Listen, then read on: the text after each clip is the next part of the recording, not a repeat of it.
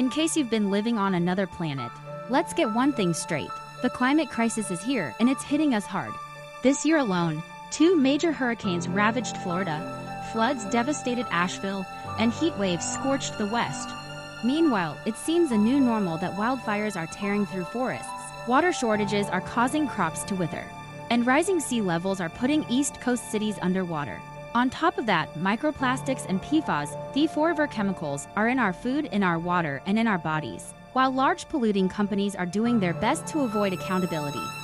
Let's face it, global temperatures are climbing. Each year is hotter than the last, and it's only getting worse.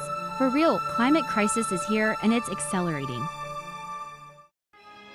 President Biden's administration has made major progress in addressing the climate crisis. The Inflation Reduction Act is the largest climate investment in U.S. history, $370 billion into clean energy, electric vehicles, and cutting emissions.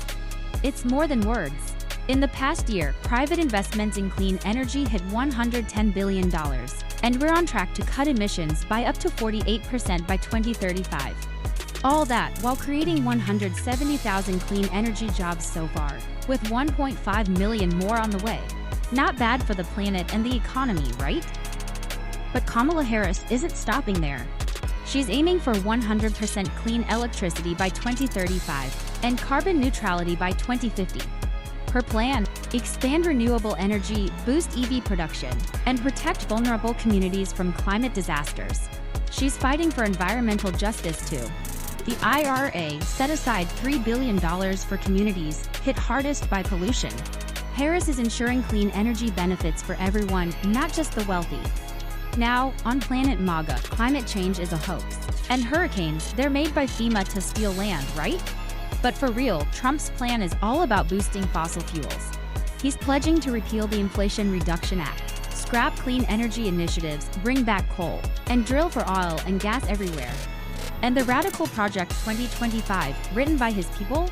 It plans to gut the EPA, weaken NOAA, the agency that predicts changes in climate and weather, privatize the National Flood Insurance Program, and dismantle FEMA, cutting disaster relief and preparedness just when extreme weather is intensifying. And that's not all.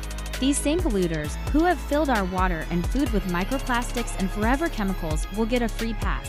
Project 2025 wants to strip away regulations that hold these corporations accountable.